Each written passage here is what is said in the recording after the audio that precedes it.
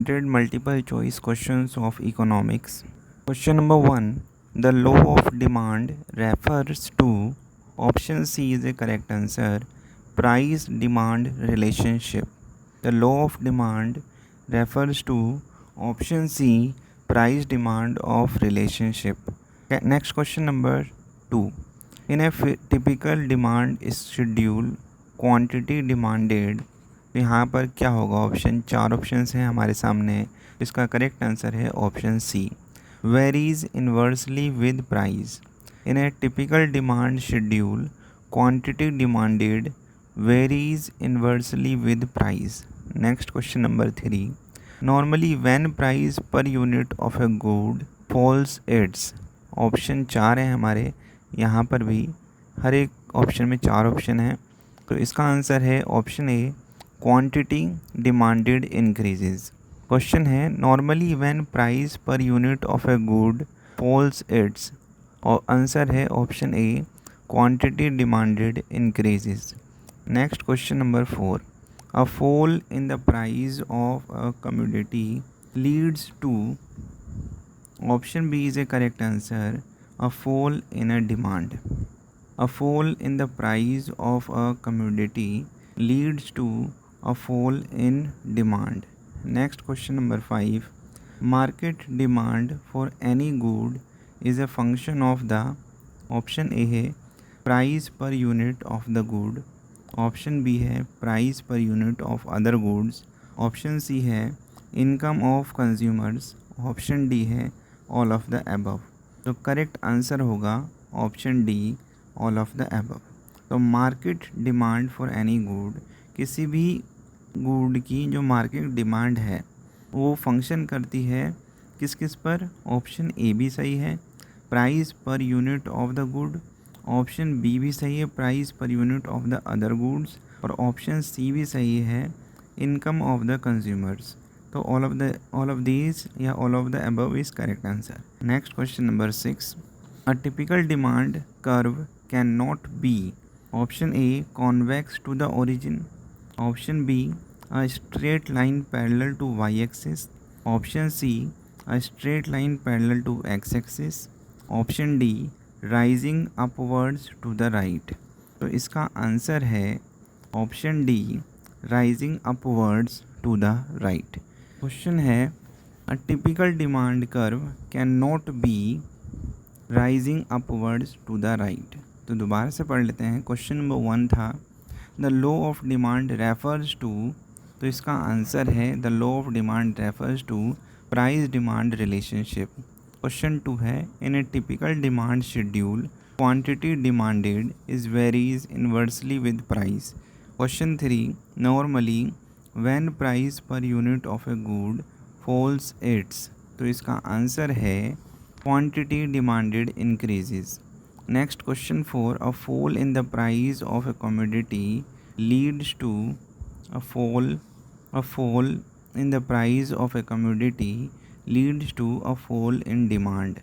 Next question है market demand for any good is a function of the all of the above, price per unit of the good, price per unit of the other goods, income of the consumers and the all of the above। तो ये सारे ही सही हैं तीनों के तीनों, इसलिए all of the above option D is a correct answer. A typical demand curve cannot be, answer is D rising upwards to the right। Next question number 7 when the law of demand operates the demand curve, when the law of demand operates the demand curve, option A है slopes downward from left to right, option B है slopes upward from left to right, option C है slopes upward from right to left, option D है parallel to horizontal axis. तो इसका correct answer है option A slopes downward from left to right. When the law of demand operates the demand curve, option A is a correct answer slopes downward from left to right. Next question number 8 which one of the following is true increase of normal goods। Option A when price increases demand decreases, option B when price increases, demand also increases. Option C, when price remains constant, demand falls down. Option D, when price falls down, demand remains constant. तो इसका correct answer क्या होगा? देखो question में पूछा है विच one of the following is true increase of normal goods. Normal goods के increase पर, जब नॉर्मल गुड्स इंक्रीज़ होता है तो उस पर क्या चीज़ सत्य है, कौन सी चीज़ सही है, हमें ये बताना है। तो सही है option A, when price increase. जब प्राइस इंक्रीज़ होगा तो डिमांड ऑटोमेटिकली डिक्रीज़ हो जाएगी। तो option A is a correct answer. Question number 9, an exceptional demand curve is one that slopes. Option A upwards to the right, option B downwards to the right, option C upwards to the left, option D horizontally. तो इसका correct answer क्या है? इसका correct answer है upwards to the right. An exceptional demand curve is one that slopes upwards to the right. Next question number 10, when there is decrease in demand, the demand curve. When there is decrease in demand, the demand curve. Option A moves downwards towards the axis. Option B moves upwards away from the axis. Option C remains unchanged. Option D none of the above. तो इसका correct answer है option A moves downwards towards the axis। Question था when there is decrease in demand the demand curve। तो जो demand curve है उसकी demand में कब डिक्रीजमेंट होगा? तो करेक्ट आंसर है जब moves downward toward the axis. जब वो कर्व, डिमांड कर्व एक्सिस की तरफ डाउनवर्ड मूव करेगा तब जो डिमांड कर्व है उसकी डिमांड में डिक्रीजमेंट होगी। Next question number 11, two goods have to be consumed simultaneously are option A identical, option B complementary, option C substitutes, option D none of these। तो इसका correct answer क्या है? Correct answer है complementary. Question था two goods have to be consumed simultaneously are complementary. Option B is a correct answer, complementary.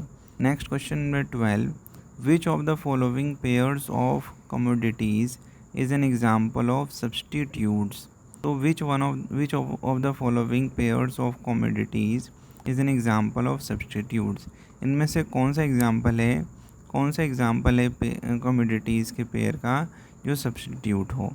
Option A coffee and milk, option B diamond and cow, option C pen and ink, option D mustard oil and coconut oil. तो correct answer क्या होगा इसका? Correct answer है option D mustard oil and coconut oil जो हैं ये example हैं substitutes के कमोडिटी पेयर्स में। ठीक है, तो दोबारा पढ़ लेते हैं। Which of the following pairs of commodities is an example of substitutes? Answer is mustard oil and coconut oil.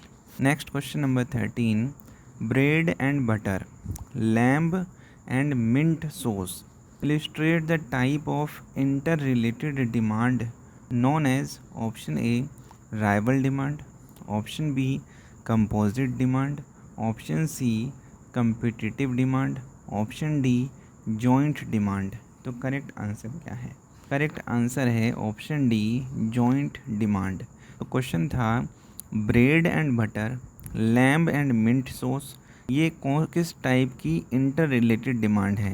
तो ये है इंटर रिलेटेड जॉइंट डिमांड। कौन कौन सी भाई? ब्रेड बटर जॉइंट डिमांड है, लैम्ब और मिंट सॉस जो है ये भी जॉइंट डिमांड है।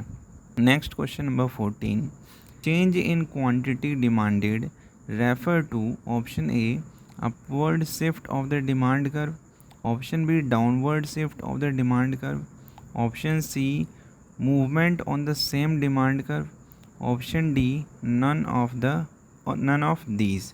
तो इसका करेक्ट आंसर है option C movement on the same demand curve.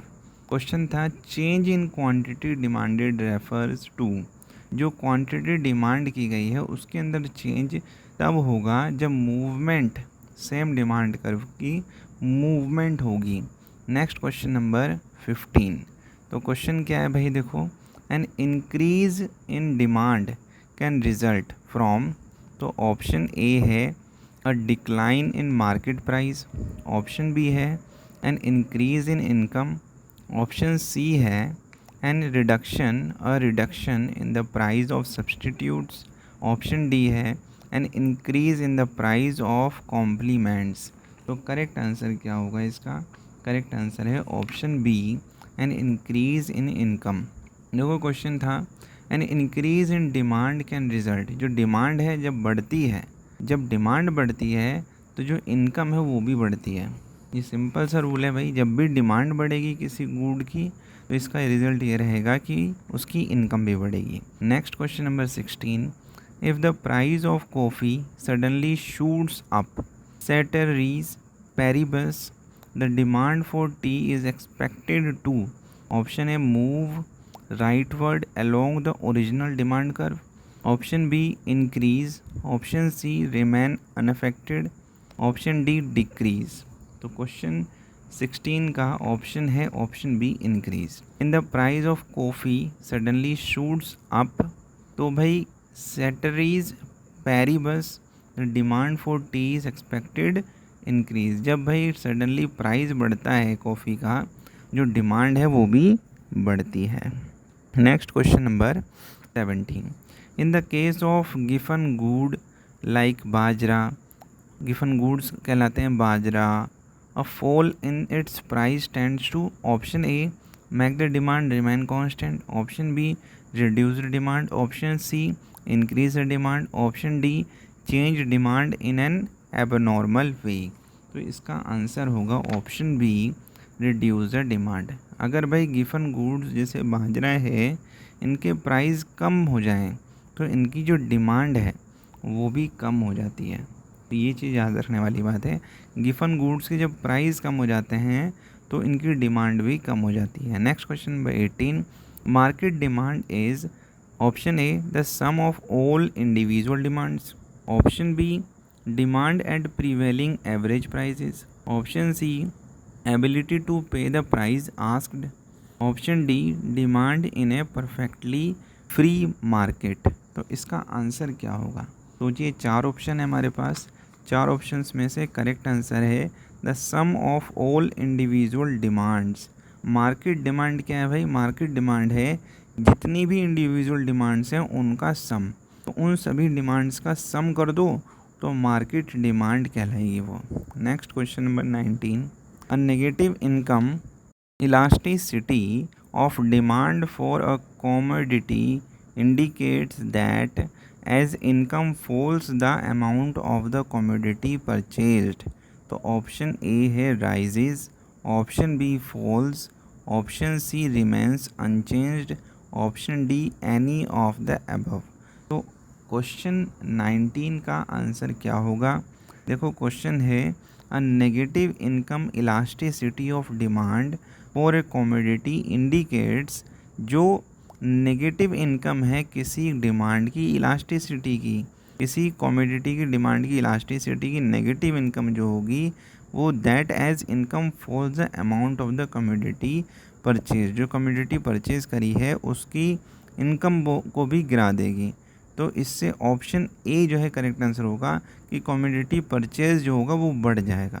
ठीक है, अमाउंट जब इसका इनकम फॉल्स हो जाएगी तो कमोडिटी परचेज जो है राइज हो जाएगा। मैं दोबारा पढ़ता हूँ, a negative income elasticity of demand for a commodity indicates that as income falls the amount of commodity purchase rises. Next question number 20। When with a change in price the total outlay on a commodity remains unchanged, remains constant, it is a case of option A perfect elasticity, option B perfect inelasticity, option C unit elasticity, option D zero elasticity। तो correct answer है unit elasticity.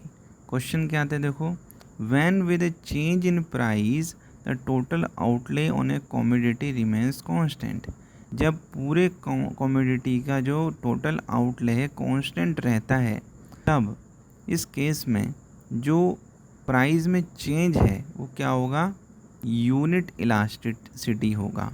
तो option C is a correct answer, option C is a correct answer, unit elasticity. Next question 21, cross elasticity of complementary goods is, option A negative, option B zero, option C high, option D infinite. Cross elasticity क्या है, तो आपको बताना है cross elasticity क्या है, negative है, ठीक है, नेगेटिव इलास्टिसिटी है। Cross elasticity of complementary goods is negative. Next question number 22, elasticity of demand is equal to unity while marginal revenue is, option A positive, option B zero, option C negative, option D indeterminate. तो 22वें का क्या होगा भाई answer, इसका answer है option B zero. Elasticity of demand is equal to unity, जब भाई इलास्टिसिटी, डिमांड की इलास्टिसिटी बराबर हो यूनिटी के, तो मार्जिनल रिवेन्यू जो होगा वो ज़ीरो होगा, मार्जिनल रिवेन्यू जो है वो ज़ीरो होगा। नेक्स्ट क्वेश्चन की बात करते हैं, when the income elasticity of demand is greater than unity the commodity is, option A a necessity, option B a luxury, option C an inferior good, option D a non related good. तो 23 का answer क्या होगा, इसका answer है option B a luxury. Question है, when the income elasticity of demand, जब demand की जो इनकम इलास्टिसिटी है वो ज़्यादा होगी यूनिटी से, तो वो कमोडिटी लग्जरी हो जाएगी, वो कमोडिटी बिल्कुल लग्जरी टाइप बन जाएगी। जब उसकी इनकम इलास्टिसिटी डिमांड से ज़्यादा हो, ठीक है, जब डिमांड से ज़्यादा है इनकम इलास्टिसिटी यूनिटी से, तो भाई कमोडिटी जो है लग्जरी बन जाएगी। मैं दोबारा पढ़ता हूँ, when the income elasticity of demand is greater than unity, जो डिमांड है इनकम इलास्टिसिटी से ज़्यादा है, तो वो जो कमोडिटी है वो लग्जरी कहलाएगी। Question number 24, marginal utility MU curve is always, option A rising, option B falling, option C parallel to x axis, option D parallel to y axis. तो क्वेश्चन नंबर 24 इसका आंसर होगा option B falling. Marginal utility जो है हमेशा fall करती है, marginal utility curve जो है MU curve always falling. Next question number 25, the total utility is maximum when, option A marginal utility zero, option B AU is the highest, option C marginal utility is the highest, option D marginal utility is equal to AU। तो भाई यहाँ पर answer क्या होगा, सोचिए, ध्यान से answer दीजिए। इसका आंसर है option A marginal utility is zero. जब टोटल यूटिलिटी जो है, टोटल यूटिलिटी मैक्सिमम होगी, मैक्सिमम जब टोटल यूटिलिटी होगी तो मार्जिनल यूटिलिटी ज़ीरो हो जाएगी, ठीक है। The total utility is maximum when marginal utility is zero, या हम बोलें मार्जिनल यूटिलिटी जब ज़ीरो हो जाएगी तब जो टोटल यूटिलिटी है वो मैक्सिमम हो जाएगी। Next question number 26, the price which a consumer would be willing to pay for a commodity equals to his, option A total utility, option B marginal utility, option C average utility, option D does not have any relation to any one of these। तो इसका answer क्या होगा, सोचिए, option D is a correct answer, does not have any relation to any one of these. इनमें से किसी एक से भी रिलेशन नहीं होगा, टोटल यूटिलिटी से भी नहीं, मार्जिनल यूटिलिटी से भी नहीं, एवरेज यूटिलिटी से भी नहीं। किस बात पर भाई बात हो रही है यहाँ पे, जब प्राइस जो है, the price which a consumer would be willing to pay, जब प्राइस कंज्यूमर जो है वो अपने इच्छा अनुसार पे करना चाहता है किसी कमोडिटी की, तो वो कमोडिटी की जो प्राइस है वो बराबर हो, किसी के भी नहीं होगा, वो प्राइस किसी के भी बराबर नहीं होगी। Next question number 27, consumers surplus is the highest in the case of, option A necessities, option B comforts, option C luxuries, option D conventional necessities.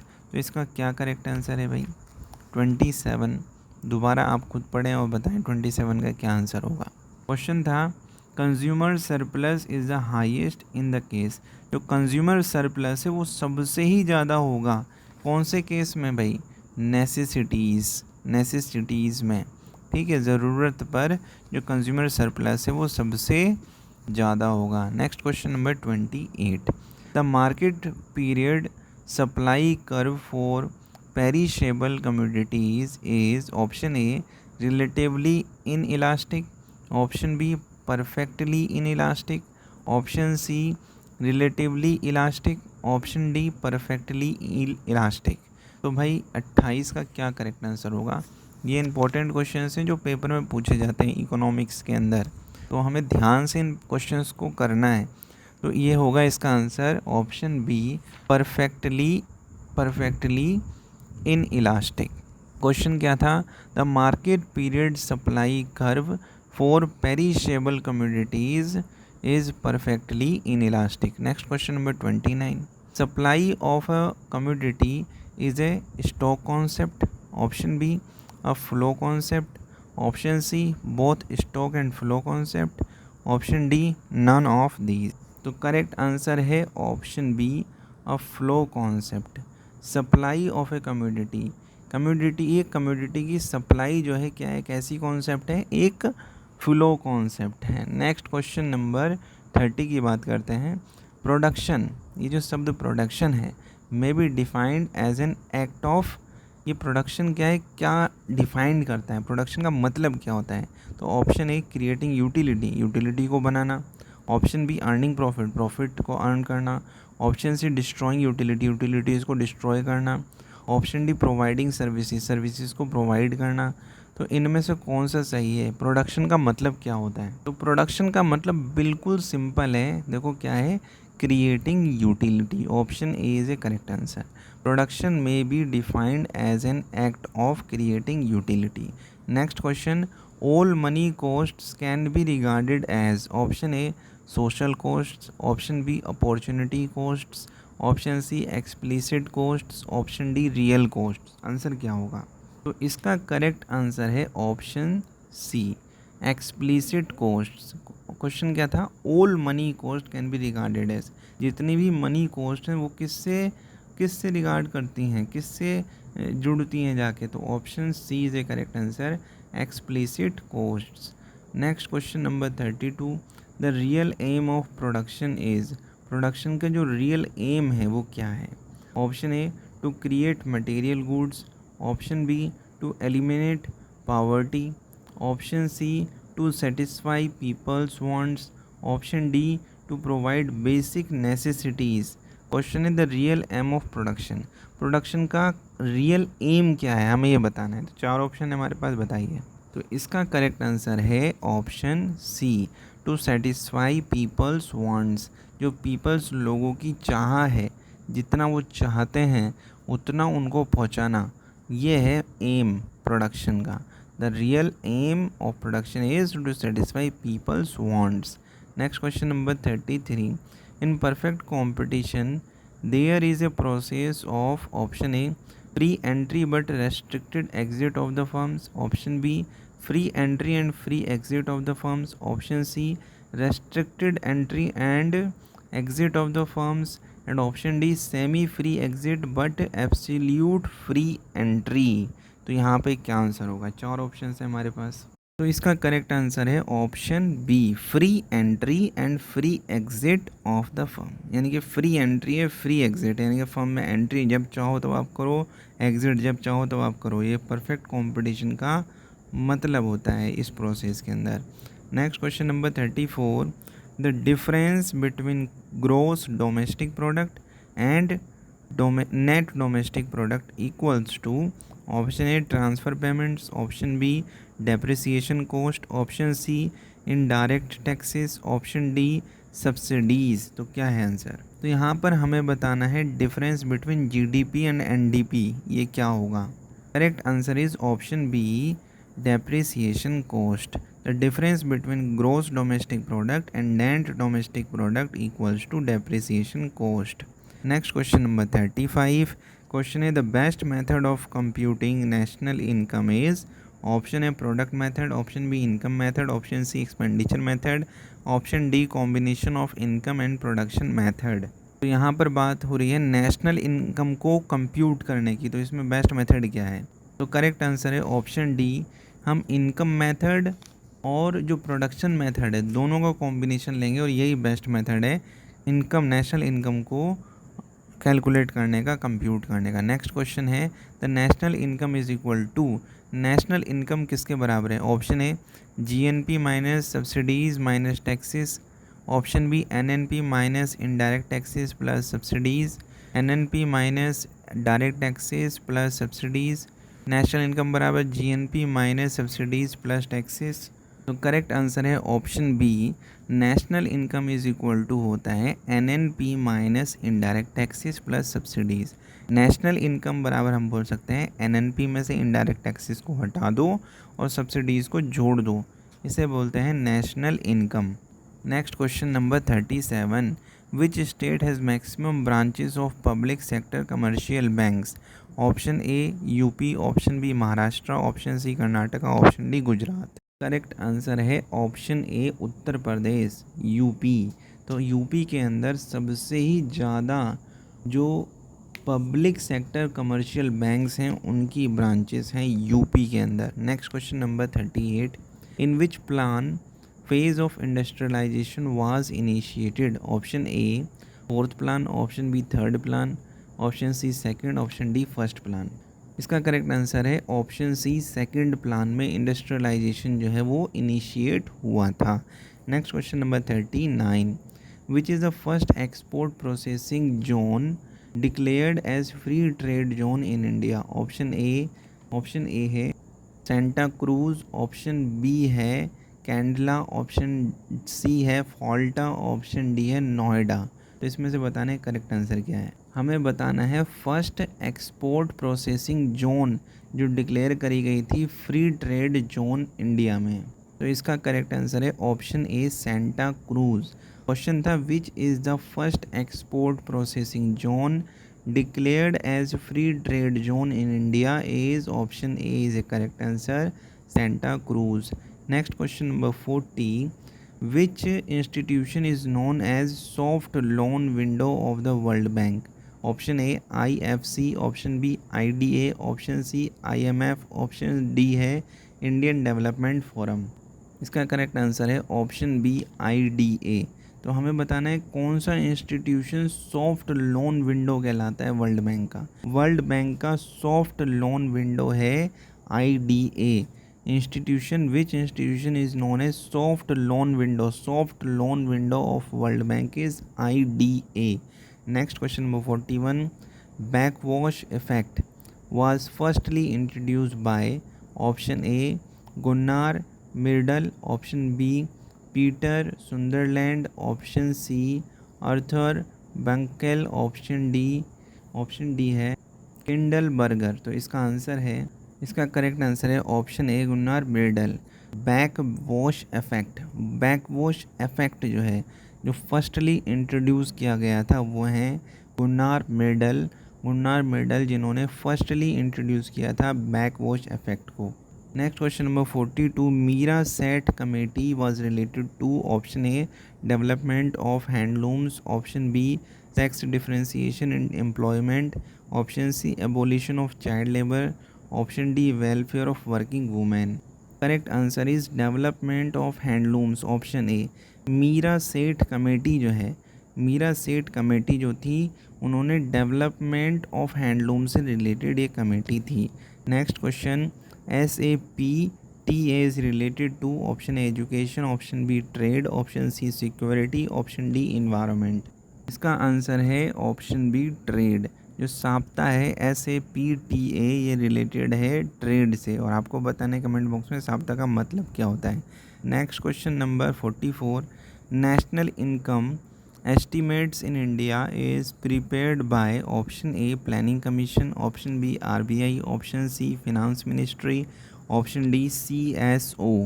तो इसका आंसर है option D CSO। National income estimates करती है India की prepared करी जाती है CSO के द्वारा। Next question number 45, scheduled bank. Scheduled bank is that bank which is option A nationalized, option B non-nationalized, option C based at foreign country, option D included in the second schedule of RBF।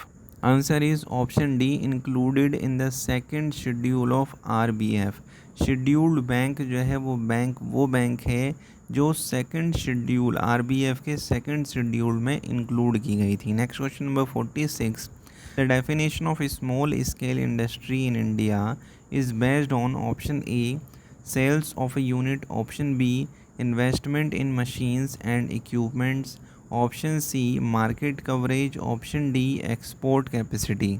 Answer is option B investment in machines and equipments. Machines पर और equipments पर कोई company कोई industry कितना investment कर सकती है उसी हिसाब से हम स्मॉल स्केल इंडस्ट्री डिफाइन करते हैं। Next question number 47, which one of the following committees was set up to review the concept of poverty line. इनमें से कौन सी कमेटी जो है सेटअप करी गई है पॉवर्टी लाइन की कॉन्सेप्ट को रिव्यू करने के लिए। ऑप्शन ए है S Chakravarty committee, option B है KN Wanchoo committee, option C DT Lakdawala committee, option D RC Dutt committee. Answer है option C DT Lakdawala committee. तो which one of the following committee was set up to review the concept of poverty line. Poverty line की concept को review करती है DT Lakdawala committee करती है। Next question number 48, the book politics with चरखा is written by. तो ये जो बुक है पॉलिटिक्स विद चरखा ये किसने लिखी है। Option A Ashok Mehta, option B JB Kripalani, option C KG Mashruwala, option D है Morarji Desai.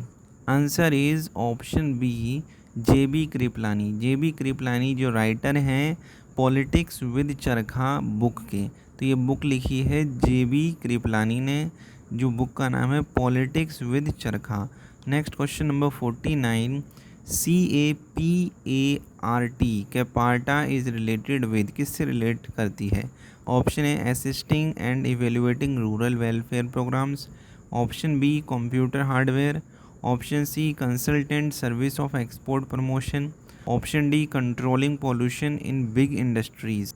Answer is option A assisting and evaluating rural welfare programmes, इससे रिलेट करती है कैपार्ट, यानी कि CAPART ये रिलेट करती है assisting and evaluating rural welfare programmes. Next question, Pradhan Mantri Ujjwala योजना बिगेन इन इंडिया, कब शुरुआत हुई प्रधानमंत्री उज्ज्वला योजना की। तो 2015 में, 2016 में, 2017, 2018 कब। तो प्रधानमंत्री उज्ज्वला योजना हमारे इंडिया में आई 2016 में। Thank you. Which of the following does not grant any tax rebate? Option A National Saving Certificate, Option B Indira Vikas Patra, Option C National Saving Scheme, Option D है Public Provident Fund। तो इसका answer होगा option B Indira Vikas Patra. Question है which of the following does not grant any tax rebate. Answer is Indira Vikas Patra. Next question number 52, 15th Finance Commission has been constituted under the chairmanship of, option A है C Rangarajan, option B है NK Singh, option C KC Pant, option D none of these. Correct answer है option B NK Singh. Question था 15th Finance Commission has been constituted under the chairmanship of NK Singh, यानी 15वीं finance commission committee जो बनी थी वो NK Singh chairman थे वहाँ के। Next question, SEBI was established in, option A 1993, option B 1992, option C 1988, option D 1990। Correct answer है ऑप्शन सी 1988। क्वेश्चन नंबर 53 का आंसर है option C 1988। SEBI was established in 1988। Next question, Asian development bank has open its residential office in option A new Delhi, option B Kolkata, option C Mumbai, option D Bangalore. इसका correct answer है option A. Option A क्या भाई, Nai Delhi. Asian development bank has open its residential office in New Delhi. Next question number 55। Chairman of tax reform committee was option A Pranab Mukherjee, option B K P Narasimham, option C S Janaki Raman, option D Raja Chelliah. तो इसका correct answer है option D Raja Chelliah. Chairman of tax reform committee, tax reform committee के chairman जो थे वो थे राजा Chelliah. Next question, SAIL SAIL was established in option 1974, option B 1984, option C 1990, option D 1964। इसका correct answer है option A 1974। SAIL was established in 1974। Next question number 57। Rural women can avail the benefit of Mahila Samriddhi Yojana if they open their account in option A rural post office, option B commercial banks, option C rural development bank, option D none of the above. तो question number 57 क्या कहता है, rural women can avail the benefit of Mahila Samriddhi योजना। जो rural women हैं वो महिला समृद्धि योजना का फ़ायदा उठा सकते हैं अगर वो चार ऑप्शंस में से किसी एक बैंक में अपना अकाउंट खुलवा लें तो कौन सा बैंक होगा भाई? तो इसका आंसर है option A rural post office में। Option A is a correct answer, rural post office. Next question number 58। प्रधानमंत्री ग्राम सड़क योजना PMGSY was launched in option A 2000, option B 1999, option C 2001, option D 2004। Correct answer है option A 2000। Question है प्रधानमंत्री ग्राम सड़क योजना कब launch की गई या कब लॉन्च हुई थी? तो वो थी सन 2000 में। Next question, the headquarter of CAPART कैपार्ट is situated at option A Mumbai, option B Kolkata, option C new Delhi, option D Bangalore. तो CAPART कैपार्ट का हेडक्वार्टर कहाँ पर है हमें बताना है। कैपार्ट का हेडक्वार्टर कहाँ पर है? तो इसका आंसर है नई दिल्ली में। Option C is a correct answer. Next question, the main security guard of international trade is, जो इंटरनेशनल ट्रेड है उसका मेन सिक्योरिटी गार्ड किसे कहते हैं या कौन है? Option A IMF, option B world bank, option C WTO, option D IFC। इसका करेक्ट आंसर है WTO। The main security guard of international trade is WTO। Main security guard of international trade is WTO। Next question, closed economy is that economy in which option A only export takes place, option B money supply is fully controlled, option C benefit financing takes place, option D neither export nor import takes place। तो closed economy का क्या मतलब होता है?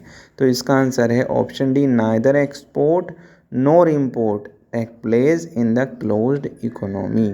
ना ही export होगा ना ही इम्पोर्ट होगा, इसे हम क्लोज्ड इकोनॉमी कहेंगे। Next question, national rural development institute is situated at option A Shimla, option B Hyderabad, option C Patna, option D new Delhi. तो ये जो है rural development institute, national rural development institute कहाँ पर है? तो हमें बताना है नेशनल रूरल डेवलपमेंट इंस्टीट्यूट जो है वो हैदराबाद में है। Option B is a correct answer. National rural development institute is situated at Hyderabad. Next question है, the headquarter of world bank is situated at. Headquarter of world bank कहाँ पर है भाई? तो ऑप्शन ए है Manila, option B Washington DC, option C New York, option D Geneva. तो इसका answer है वॉशिंगटन DC। जो वर्ल्ड बैंक है इसका हेडक्वार्टर वॉशिंगटन DC में सिचुएटेड है। नेक्स्ट क्वेश्चन की बात करते हैं, which of the rate is not determined of RBI। Which of the rate is not determined of RBI। तो इसका आंसर है ऑप्शन ए है bank rate, option B CRR, option C SLR, option D PLR। तो हमारे पास चार option है, इसका करेक्ट आंसर है PLR। Which of the rate is not determined of RBI, यानी RBI कौन सा रेट डिटरमाइन नहीं करती। बैंक रेट डिटरमाइन करती है, CRR डिटरमाइन करती है, SLR को भी, लेकिन PLR को नहीं करती। Next question number 65। The main food grain of India is option A rice, option B wheat, option C sugar cane, option D है मेज़। तो इसमें सबसे मेन फूड ग्रेन कौन सा है इंडिया का? तो इसका आंसर है rice, option A is a correct. The main food grains of India is rice.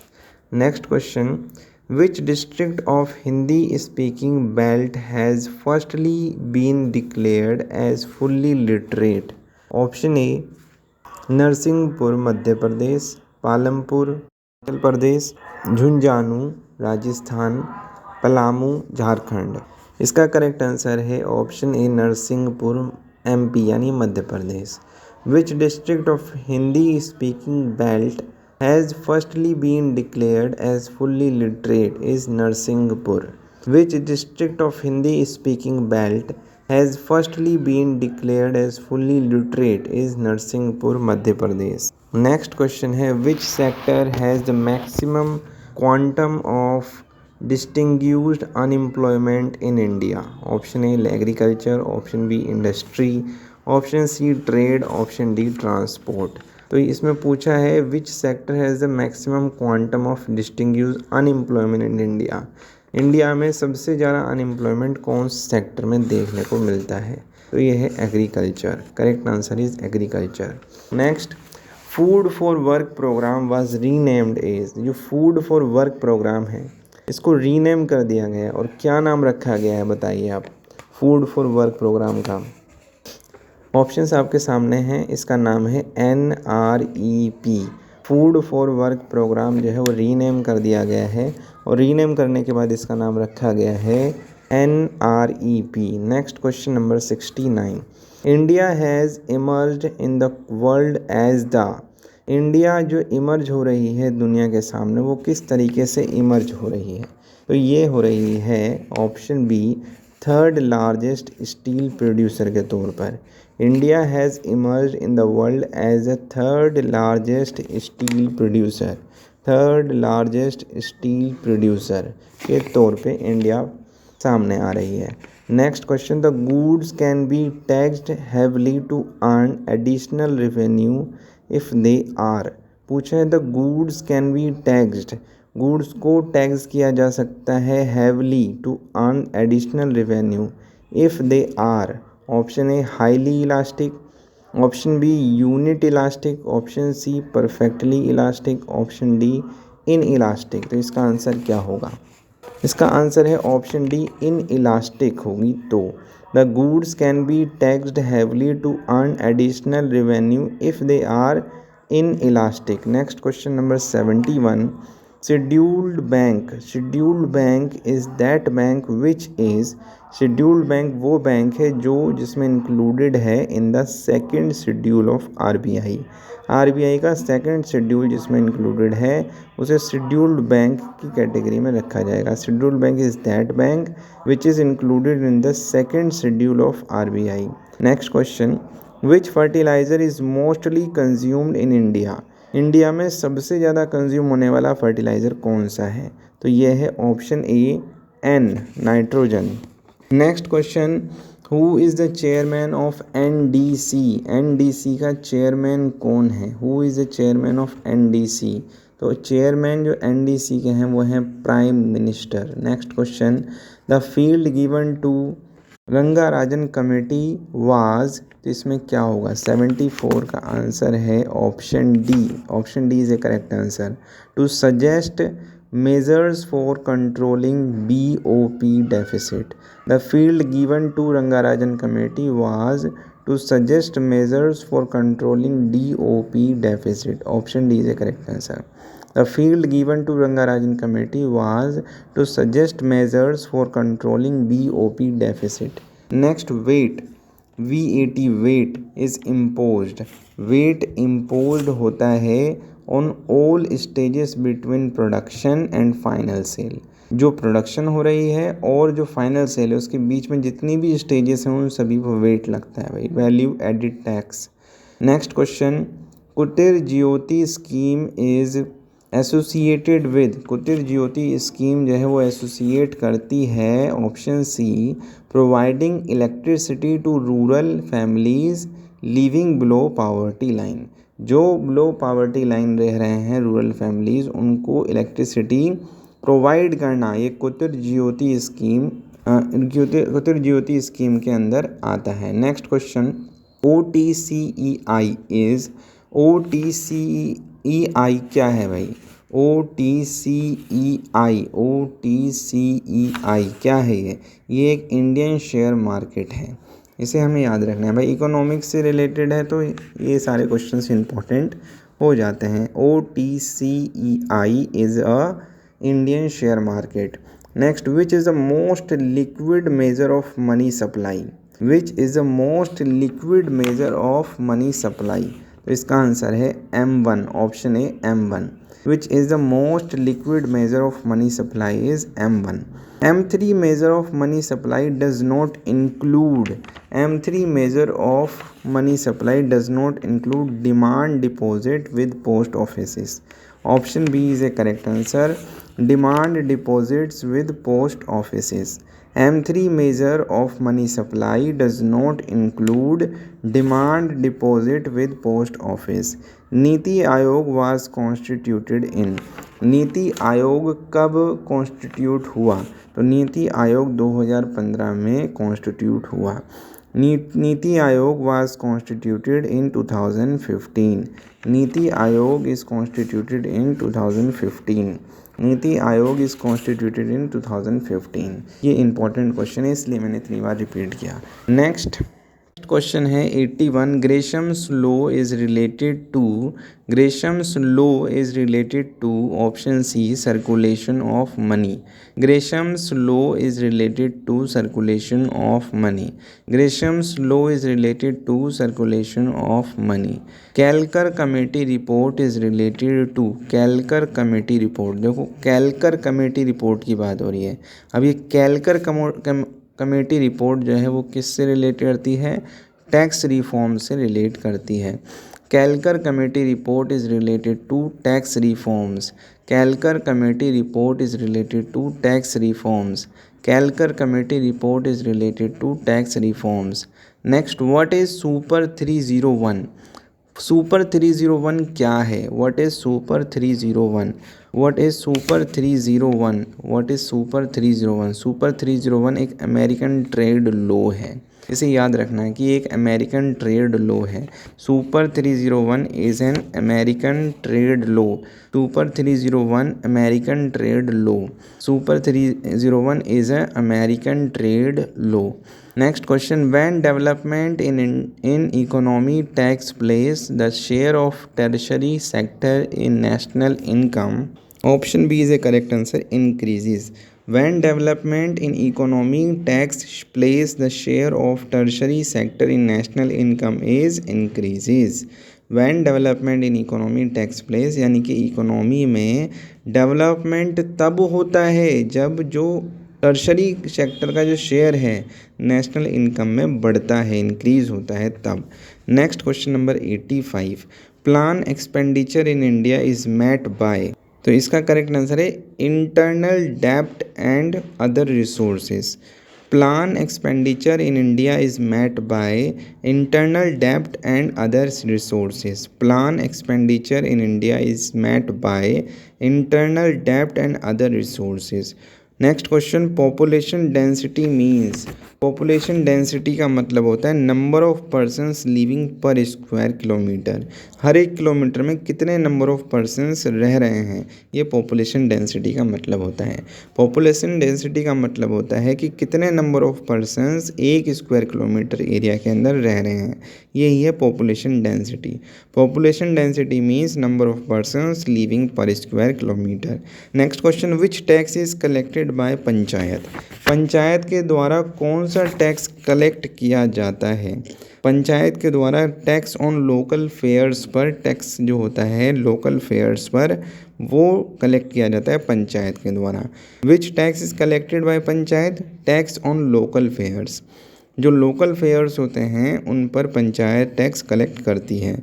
Centralised planning was first adopted in the economy of, answer is Russia. Centralised planning was first adopted in the economy of Russia.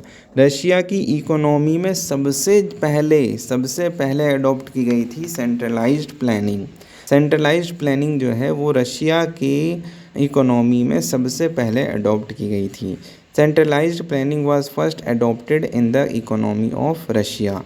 Centralized planning was first adopted in the economy of Russia. Next question. Which among the following states is a leading industrialized state? तो इसका answer है Maharashtra. Maharashtra is a correct answer. Option C is a correct answer, Maharashtra. Which among the following states is a leading industrialised state? जो सबसे ज़्यादा आगे चल रही है इंडस्ट्रियलाइज्ड स्टेट में, सबसे आगे चलने वाली स्टेट जो है वो है Maharashtra. Which among the following state is a leading industrialised state is Maharashtra. Which among the following states is a leading industrialised state is Maharashtra. Next question number 19। The largest source of national income in India is? जो largest source है national income का India में वो क्या है? जो largest source है national income का इंडिया के अंदर वो क्या है, हमें बताना है। तो जो लार्जेस्ट सोर्स है वो है service sector. The largest source of national income in India is service sector. The largest source of national income in India is service sector. The largest source of national income in India is service sector. Next question. Indian green revolution is the most successful in? जो Indian green revolution था वो सबसे ज़्यादा कौन सा revolution India का successful रहा? सबसे ज़्यादा सक्सेसफुल रिवोल्यूशन कौन सा रहा? तो वह है वीट एंड राइस का। Indian green revolution is a most successful in wheat and rice. Indian green revolution is a most successful in wheat and rice. Indian green revolution is a most successful in wheat and rice. Wheat and rice में Indian green revolution सबसे ज़्यादा successful रहा। Economic planning is economic planning क्या है, हमें बताना है। Economic planning है क्या आखिरकार? इकोनॉमिक प्लानिंग है एक कॉन्करेंट लिस्ट। जो इकोनॉमिक प्लानिंग है कॉन्करेंट लिस्ट में आती है, ना ही यूनियन लिस्ट में, ना स्टेट लिस्ट में, और ये कहीं स्पेसिफाइड ऐसा भी नहीं कि कहीं स्पेसिफाइड नहीं कर रखी, इसे कॉन्करेंट लिस्ट में लिखा गया है। और ये पिछले जामिया मिलिया इस्लामिया के बीएड के पेपर में ये क्वेश्चन पूछा गया था कि इकोनॉमिक प्लानिंग जो है वो कहाँ पर आती है, कौन सी लिस्ट में आती है? तो ये आता है कॉन्करेंट लिस्ट में आती है। Economic planning is a concurrent list. Important question है, economic planning is in concurrent list. Next question. Which types of tax helps in reducing disparities of income? तो इसका आंसर है option B, progressive tax. Which types of tax helps in reducing disparities of income? Income की disparities को कम करती है, कम करने में मदद करती है। कौन से टाइप का टैक्स है? यह है progressive tax. Which type of tax helps in reducing disparities of income is progressive tax. Next question. Golden handshake scheme is associated with? अब भाई ऐसी कोई स्कीम भी है, देखो golden handshake scheme, golden handshake scheme जो है वो किससे रिलेट करती है? गोल्डन हैंडशेक स्कीम जो है वॉलंटरी रिटायरमेंट से रिलेट करती है या वॉलंटरी रिटायरमेंट से एसोसिएट करती है। तो यहाँ पर आंसर है option D, voluntary retirement. Golden handshake scheme is associated with voluntary retirement. Golden handshake scheme is associated with voluntary retirement. Which is, next question, which is not a part of new economic reforms in India? Which is not a part of new economic reforms in India? India में जो new economic reforms हैं इसका part नहीं है, इनमें से कौन है जो नहीं है? हमें बताना है कौन न्यू इकोनॉमिक रिफॉर्म्स का पार्ट नहीं है। तो इसका आंसर है सेंट्रलाइजेशन जो है, ये जो न्यू इकोनॉमी है इसका पार्ट नहीं है सेंट्रलाइजेशन। अब इसका मतलब नहीं है, इसका मतलब बाकी क्या है बाकी न्यू इकोनॉमिक रिफॉर्म्स की, इंडिया की जो न्यू इकोनॉमिक रिफॉर्म है इसका पार्ट है। यानी ग्लोबलाइजेशन न्यू इकोनॉमी रिफॉर्म का पार्ट है, प्राइवेटाइजेशन भी पार्ट है, लिबरलाइजेशन भी पार्ट है, लेकिन सेंट्रलाइजेशन जो है वो न्यू इकोनॉमिक रिफॉर्म का पार्ट नहीं है। Next question number 96, the official exchange rate of Indian rupee is associated with. The official exchange rate of Indian rupee is associated with, इसका करेक्ट आंसर है option D, a basket of selected currencies. The official exchange rate of Indian rupee is associated with a basket of selected currencies. The official exchange rate of Indian rupee is associated with a basket of selected currencies. Next question. As a result of Green Revolution, which food grain had a reduced percentage in total food grain production? यानी green revolution के result से कौन से food grain में गिरावट आई? तो इसका answer है सीरियल्स एंड पल्सेस की प्रोडक्शन में परसेंटेज में रिड्यूसमेंट हुआ। As a result of green revolution which food grains had a reduce percentage in total food grain production is cereal and pulses. अब इस तरीके से पूछा है ग्रीन रिवॉल्यूशन में सबसे ज़्यादा सक्सेसफुल कौन हुआ? Wheat and rice. Wheat and rice सबसे ज़्यादा सक्सेसफुल हुआ, लेकिन उसमें प्रोडक्शन में गिरावट किसकी आई? सीरियल्स एंड पल्सेस में। As a result of green revolution, which food grains had a reduced percentage in total food grain production is cereals and pulses. Tax is imposed by, corporate tax जो है वो impose किया जाता है central government के द्वारा। जो central government है वो कॉरपोरेट टैक्स इम्पोज करती है। Corporate tax is imposed by central government. Corporate tax is imposed by central government. Next question, MRTP is related to, MRTP पूछा क्या है? MRTP is related to monopoly and trade restrictions. यही पूछा था कि monopoly and trade restrictions से relate करती है MRTP। तो आपको पढ़ना क्या है, MRTP क्या होता है। जिसकी मैंने फुल फॉर्म नहीं बताई, उनकी फुल फॉर्म जाननी है, उनके बारे में पढ़ना है सर्च करके नेट पर। MRTP is related to monopoly and trade restrictions. MRTP is related to monopoly and trade restrictions. Next question number 100 and last question of this video, the basis of determining dearness allowance to employ in India is. तो इसका answer है option B, consumer price index.